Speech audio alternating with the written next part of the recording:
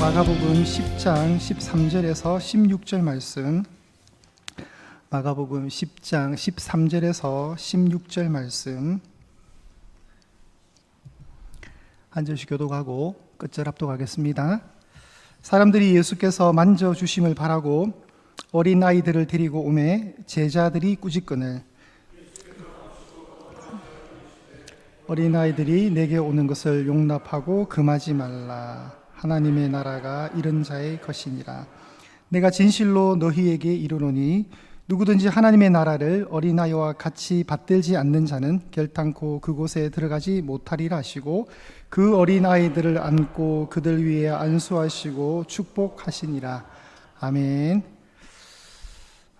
여러분 주일이 지나고 3일이 되는데 시간이 빠른 것 같습니다. 네, 벌써 수요일입니다. 세월을 아끼는 지혜가 있기를 축복합니다. 돌아오는 주일은 맥주감사절입니다. 그죠? 네, 맥주감사절 주일날 저희가 봉투를 깜빡해서 못 나눠드렸는데 나가실 때 꼭 챙겨가시고 여러분이 그 감사의 마음과 고백을 담아서 또 하나님 앞에 드렸으면 좋겠습니다. 오늘은 아름다운 저항이라는 제목으로 이 설교의 말씀을 나누고자 합니다. 제가 이 한 편의 인쇄물을 위해서 어떤 자료를 조사하는지 청기 누설을 한번 해보도록 하겠습니다. 도대체 목사들은 어디서 이런 자료들을 끌고 오는가? 제가 아침에 준비하면서 이런 책들을 제가 보는데 이걸 압축해서 줄인 게 요거예요, 여러분. 그러니까 이게 소중합니까, 안 소중합니까? 네, 별로 마음 없으시는데 어쨌든 뭐 소중하게 잘 다뤄주시고 바닥에 떨어지지 않도록 해주십시오.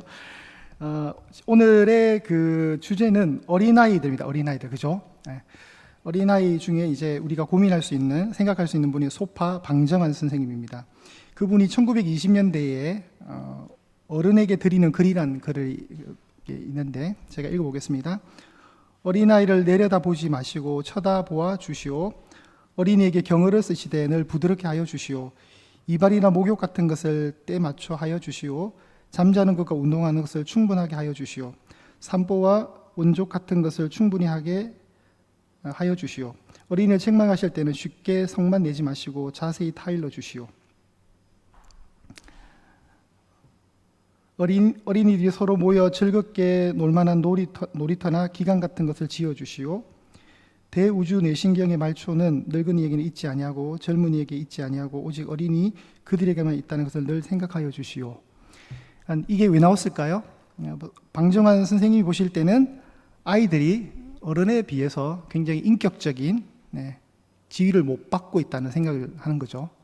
2000년 전에 예수님이 사셨던 당시에 어린이를 바라보는 관점은 어땠을까요? 전형적인 사회적 약자입니다. 그래서 구약에서는 고아와 과부와 객, 나그네가 전형적인 사회적 약자고 예수님 당시 때 사회적 약자는 여전히 고아와 과부, 나그네, 그리고 여성, 그 여성 중에서도 과부, 그리고 아이들이었습니다. 우리는 지금 이제 아이들이 엄청 존중받죠. 얼마 전에 어디인지 모르겠지만 저 들었는데 초등학교 3학년 아이가 교감 선생님이가 때려가지고 그런 시대가 되었습니다. 때려가지고.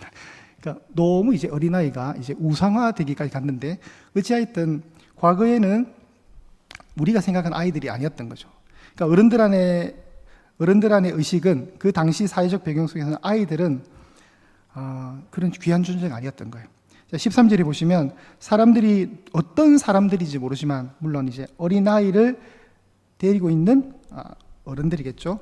어떤 특정 무리의 사람들이 예수님께서 이 아이들을 만져주심을 바라고 이 어린아이들을 데리고 와요. 이때 어린아이들은 파이디온이라는 말을 들어보셨는지 모르겠는데 갓난아기를 얘기하는 거거든요. 12세 이하. 그러니까 어린아이들을 데리고 왔는데 제자들이 뭘 했다고요? 꾸짖었어요. 지금 이러면 큰일 납니다. 그죠? 꾸짖었어요. 그러니까 왜 꾸짖었을까요? 이게 그 시대를 반영하는 거잖아요. 그 시대를. 자, 오늘 본문이 어떻게 오는가를 좀 봐야 됩니다. 10장을 보시면 요 앞에 어떤 내용이 있었습니까? 제가 한 달 전에 설교를 한 것 같은데 뭐죠? 이혼에 관한 문제, 결혼에 관한 문제였잖아요. 그죠? 그 테마는 뭐냐면 힘없는 여인이었던 거예요. 힘없는 여인을 보호하는 그런 이야기가 있었어요. 그리고 이제 어린이 얘기로 오는 거예요. 사실 문맥상 흐름이 느슨해요. 타이트하지 않아요. 그런데 이 속에서 다루고자 하는 것은 여러분 15절과 14절과 15절에 나오는 하나님의 나라입니다. 하나님 나라. 중심의 무게는 하나님 나라예요. 그래서 다음번 설교의 본문이 어디로 이어옵니까? 부자 청년 이야기로 가는 거예요. 그죠? 그러니까 하나님의 나라를 어린이와 부자 청년의 이야기를 통해서 예수님이 메시지를 던지시는 거예요. 자, 그런 상황입니다. 자, 예수님이 제자들이 이 아이들을 꾸짖는 모습을 딱 보시면서 예수님이 굉장히 불쾌하셨어요. 성경에 잘 나오지 않는 표현 중에 하나가 14절에 그걸 보시고 노하셨대요. 예수님이 잘 노하시는 분은 아니세요. 약간 뭐 성격 파탄자 이런 분 아니시거든요. 근데 이 상을 딱 보고 굉장히 화를 내셨어요. 왜 그랬을까? 이제 이게 예수님 안에 있는 거룩한 저항인 거예요. 그 시대가 가지고 있던 관념들을 깨트리는, 어린아이는 함부로 대해도 된다는 그 시대에 저항하시는 거예요. 그래서 그 저항은 아름다운 저항이셨던 거예요. 마가복음 9장 36절과 37절에 어떻게 되어 있습니까? 한번 보시면 제가 인쇄물 드렸죠? 어떻게 됩니까? 누구를 하나 데려오죠? 한번 보실까요?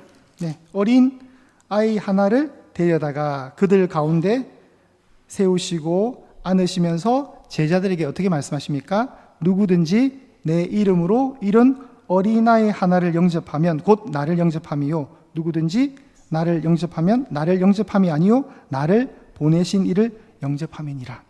어떤 흐름 속에 있었냐면 그게 보시면 33절에서 37절의 내용이거든요. 마가복음 9장. 어떤 흐름이었습니까? 제자들이 서열 싸움하고 있었거든요. 서열 싸움. 누가 예수님 이 제자 공동체 안에서 누가 높으냐, 네가 높으냐, 내가 높으냐, 서열 싸움을 하고 있는 와중에 예수님이 겸손에 관해서 얘기하시는 거예요. 겸손.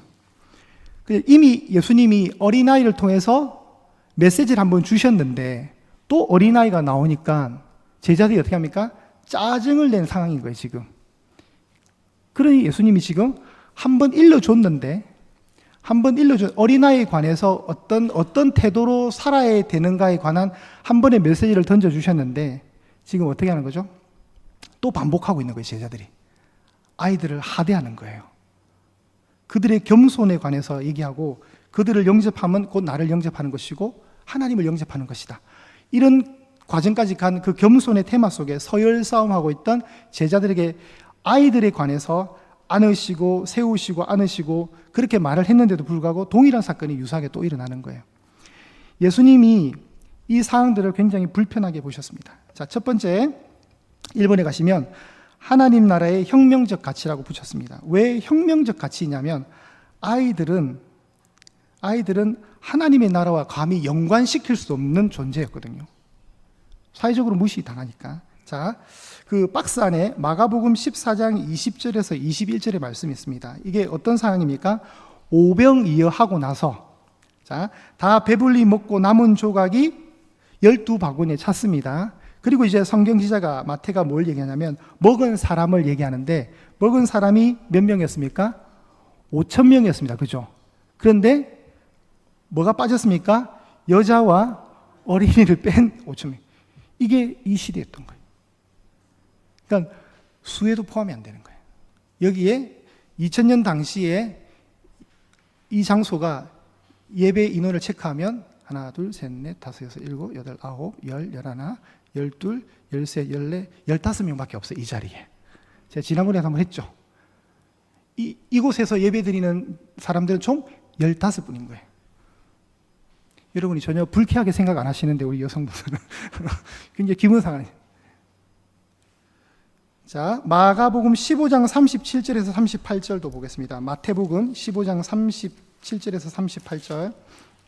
이것은 떡 7개와 생선 2자국을 가지고 7광주리가 남는 사건이었어요. 자, 다 배불리 먹고 남은 조각을 7광주리에 차게 거두었으며 먹은 자는 여자와 어린이 외에 이번에는 4,000명이었습니다. 그러니까 7병이어와 5병이어를 얘기하는데 다 숫자 개념 속에 뭐가 없냐면 여자와 어린이를 그 수에 포함시키지 않고 남자 기준으로 몇 명이 먹었는가를 성경이 얘기하는 거예요. 이 시대가 이런 시대였습니다. 여자와 어린이는 무시당하는 시대였습니다. 이런 상황 속에 이제 예수님이 지금 끌고 오시는 이야기가 다음에 연결되는 부자 청년 이야기와 오늘 어린아이를 통해서 하나님 나라를 얘기하는 거예요. 그러니까 하나님 나라의 혁명적 가치는, 자, 첫 번째, 어린이도 어린이처럼 받아들이지 않으면 갈 수 없다는 것을 인지하시는 거고, 두 번째, 부자 청년의 이야기 속에서는 뭘 보냐면, 한번 보실까요?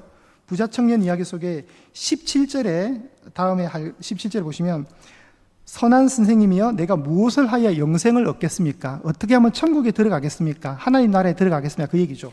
그리고 나서 23절에 가시면 예수께서 둘러보시고 제자들에게 이르시되 재물이 있는 자는 하나님의 나라에 들어가기가 심히 어렵도다. 지금 예수님이 언급하시는 이야기는 하나님 나라잖아요.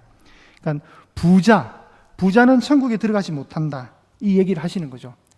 그러니까 재물에 더 무게를 두는 그 삶의 태도는 안 된다는 걸 이제 압축적으로 얘기하는 거고, 하나님 나라의 혁명 가치는 이런 겁니다. 율법을 잘 지키고 하나도 빠뜨리지 않고 다 지킨다고 해서 가는 곳이 아니라는 거. 그러니까 그 시대가 알고 있던 가치와 다른 방법으로 예수님이 혁명적으로 얘기하는 거예요. 뒤집어서. 자, 그렇다면 이제 우리가 어린아이들의 어떤 모습을 봐야 되는가? 14절에 다시 보시면 예수님께서 이 모든 상황을 보시고 노하셨잖아요. 그리고 어린아이들을 내게 오는 것을 용납하고 금하지 말아라. 하나님의 나라가 이런 어린아이들의 것이다. 내가 진실로 너희에게 이르노니 누구든지 하나님의 나라를 어린아이와 같이 받들지 않는 자는 절대 못 들어간다. 그러니까 어린아이들이 어떤 태도로 받드는 거예요? 2층에 우리 세아가 있습니다. 우리 현재 세아는 우리 예양교에서 가장 예배를 잘 드리는 1등 신자입니다. 1등 신자. 네. 엄마 아빠는 오예배 그냥 가고 나는 예배 드리겠다고 남는 아이입니다. 네. 그래서 제가 여기서 딱 또 봤는데 지금도 예배 드리고 있거든요. 나중에 감사패를 하나 만들어야 되겠다, 연말에. 그래서 세아가 나중에 영원히 기억할 수 있도록 귀하는 예양교회 성도로서 예배의 모습을 잘 보였다, 이에 귀하여 당신을 축복하고 축하한다, 이래서 이제 제가 감사패를 하나 만들어주면 어떨까 생각입니다. 저 모습인 것 같아요. 저 모습. 진짜 우리는 고민이 많아요.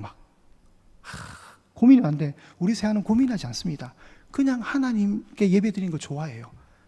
찬양하는 것도 좋아합니다. 박수도 이렇게 쳐요. 어디서 배웠는지. 우리 이주성 전사가 찬양인들 이래 하거든요. 그러니까 이렇게 하고 머리도 한 번 넘겨주고 또 이렇게. 이게 어린아이니까 가능한 거예요. 어른들은 박수 치라면 못 치잖아요. 내가 박수 치면 옆에 분이 보겠지. 손 들고 찬양하면 보겠지. 근데 세아는 손도 잘 들어요. 그리고 찬양대가 이렇게 서서 찬양하면 지휘까지 저 위에서 하고 있거든요. 이게 어린아이 모습이에요. 그러니까 저런 세아의 모습이 정말 천국의 모습인 거예요. 천국에 들어갈 수 있는 자기를 갖춘 신앙인의 성도의 모습인 거예요. 뭐 고민할 거 없는 것 같아요. 오늘 주제랑 너무 잘 맞아요. 자, 이제 뒷장으로 한번 가보겠습니다. 그래서 예수님이 정말 저런 어린아이의 이 모습을 참 제자, 천국에 들어갈 수 있는 성도의 모델로 제시하는 거예요. 그럼 어떤 게 있느냐? 우리가 이제 4가지로 보는 겁니다. 어린아이들의 특성 속에 나오는 4가지가 있는데, 첫 번째가 뭘까요? 겸손함, 두 번째가 순수함, 세 번째가 개방성, 네 번째가 의존적. 사실 우리가 아이들이 겸손합니까? 근데 이 겸손은 분명히 앞에서 나왔거든요. 제가 말했잖아요. 서열 싸움 할 때 그 예수님이 이 어린아이의 낮아짐의 겸손을 암시하셨거든요. 그래서 겸손함으로 천국에 들어가야 되는 거예요. 겸손한 그 삶의 자세. 두 번째, 순수함. 어린아이들은 순수하기에 하나님의 말씀을 있는 그대로 받아들인다. 여러분, 아이들이 지금 이 시대의 아이들이 순수합니까, 여러분? 사실 영악하죠. 그럴지라도 우리보다는 낫습니다, 여러분. 우리 어른들보다는 낫습니다. 자, 개방성입니다. 어린아이들은 어른들처럼 편협하고 완고하게 굳어진 폐쇄적인 마음으로 세상을 바라보지 않고 듣고 보는 모든 것들에 개방되어서 받아들인다. 한번 우리가 되새길 보면 하죠, 여러분. 나이가 들수록 더 마음이 강팍해져요. 근데 저 아이들의 심령에는 뭐든지 흡수할 수 있는 흡수력을 갖고 있어요. 따지지 않아요. 세아가 이 지휘자를 정말 좋아하거든요. 그래서 찬양대 지휘할 때 항상 세아가 이렇게 봐요. 여러분 잘 보시면 유심히 봐요. 지휘를 보거든요. 근데 우리 어른은 그 지휘자면서 따라하면 창피하다고 생각할 거 아니에요. 그죠? 아이들은 그렇지 않습니다. 뭐든지 받아들일 수 있는, 열려있는 마음이 있어요. 네 번째가 이게 제일 중요합니다. 뭐라고요? 의존적. 어린아이들은 부모에게 전적으로 의존하거든요. 이게 제일 중요합니다. 이게 가장 중요합니다. 우리가 천국에 어떻게 들어갑니까? 예수님 붙들고 의존하면서 가는 거예요. 내 의로 가는 것이 아니라 예수님 붙들고 가는 거거든요. 기대는 마음. 예수님, 저는 죄인이고 저는 아무것도 할 수 없습니다. 저는 지금이라도 지옥 가라면 지옥 갈 수밖에 없는 죄인입니다. 그런데 예수님 붙들어서 예수님 손잡고 기대해서 가는 게 천국인 거예요. 근데 어린이에게 이런 게 있는 거예요. 아이들은 절대적으로 전적으로 부모에게 의존하잖아요. 의존할 수밖에 없잖아요. 근데 어른들은 의존하지 않습니다. 우리는 누구에게 기대는 걸 싫어합니다. 근데 아이들에게 이게 있는 거예요. 그러니까 제가 1번부터 4번까지 중에 제일 중요한 건 의존적인 것 같아요. 의존성. 천국은 보혈의 능력으로 가는 거예요. 우리 힘으로 가는 게 아니에요. 예수님의 그 십자가의 구속의 은혜를 믿음으로 수납하여 그 믿음에 근거해서 그 믿음으로 간다는 확신 속에 갈 수 있는 것이 하나님 나라입니다. 그러니 어린아이가 천국에 갈 수 있는 거죠. 어린아이는 그렇게 열려 있으니까. 자, 이런 상황에서 이제 예수님이 하는 아름다운 저항의 행동이 무엇이냐? 16절에 그 어린 아이들을 안으시고 그들 위에 안수하시면서 뭘 하십니까? 축복하십니다. 예수님의 아름다운 저항의 행동. 자, 3번 보겠습니다. 안고 안수하시고 축복하시는 예수님입니다.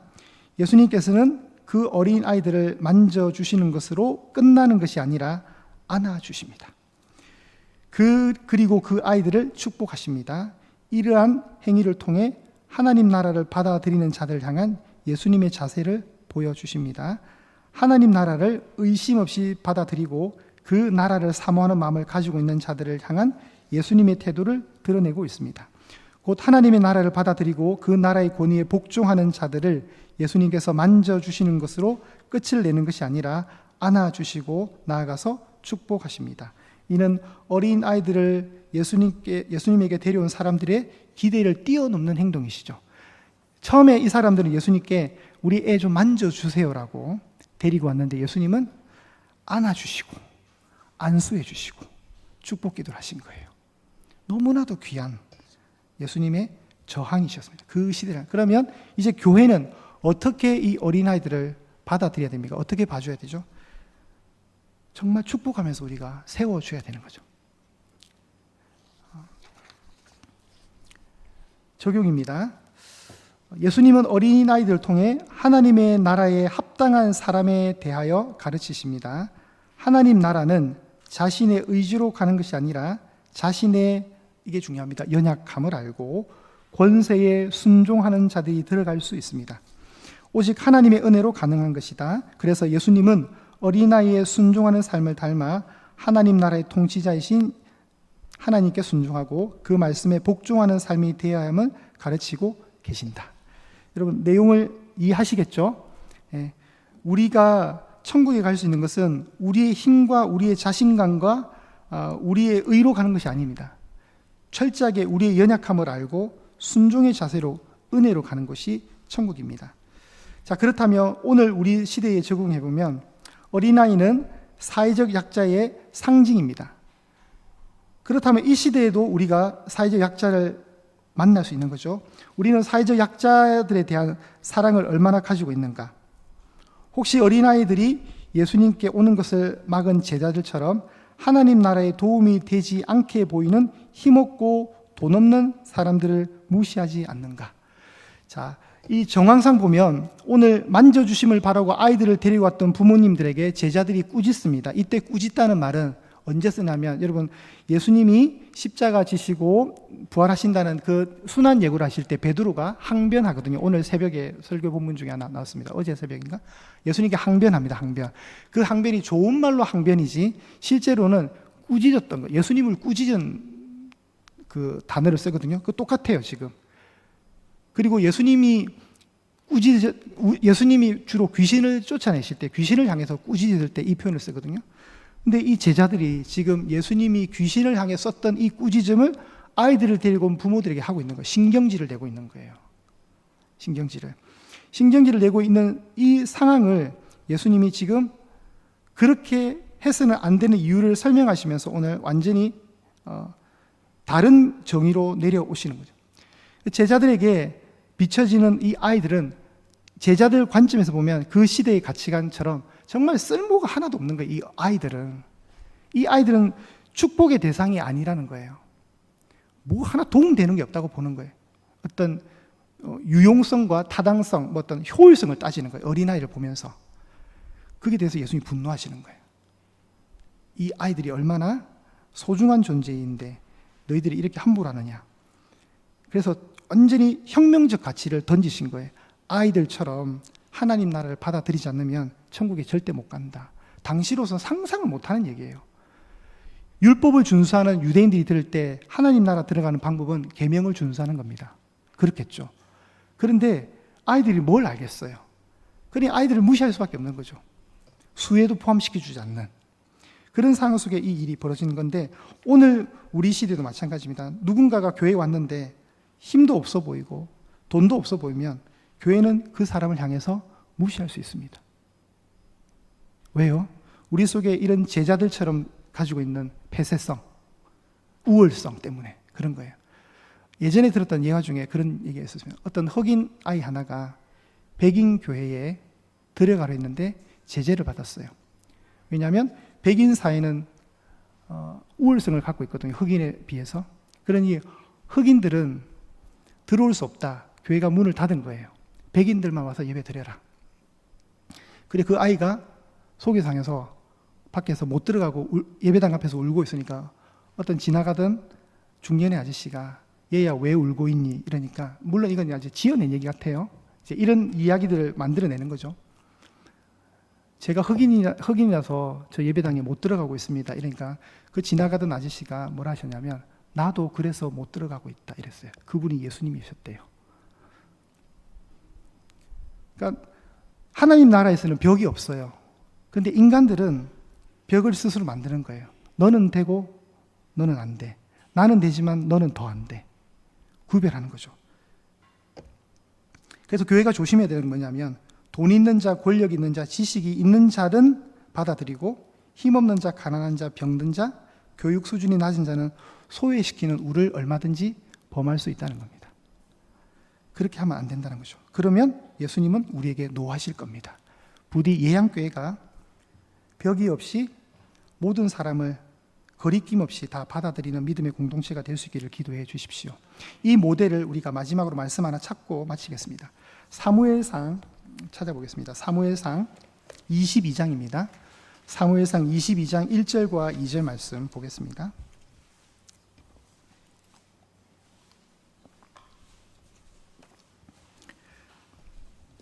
사무엘상 22장 1절과 2절. 여러분, 아둘람이란 말을 들어보셨어요, 혹시? 자, 그 아둘람은 동굴의 이름인데요. 제가 1절을 먼저 읽겠습니다. 그러므로 다윗이 그곳을 떠나 아둘람 굴로 도망하며 그의 형제와 아버지의 온 집이 듣고 그리로 내려가서 그에게 이르렀고, 우리 합독합니다. 시작. 환난 당한 모든 자와 빚진 모든 자와 마음이 원통한 자가 다 그에게로 모였고, 그는 그들의 우두머리가 되었는데 그와 함께한 자가 400명 가량이었더라. 아멘. 여러분, 잊지 마셔야 될 것은 구약의 모든 39권의 내용들은 누구를 지향합니까? 누구를 향해 갑니까? 예수 그리스도를 향해 간다 그랬죠. 모든 구약 성경은 예수님에 관한 것이라고 기록됐다 그랬죠. 여기서도 예수님이 보이는 거예요. 여기 예수님의 예자도 안 나오죠. 쫓겨다니는 유랑자들의 우두머리가 된 다윗에게 누가 옵니까?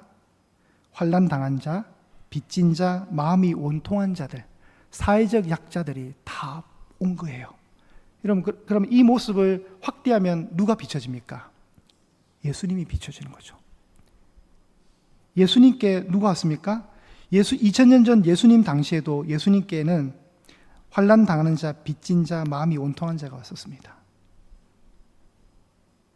창기와 죄인들의 친구였잖아요.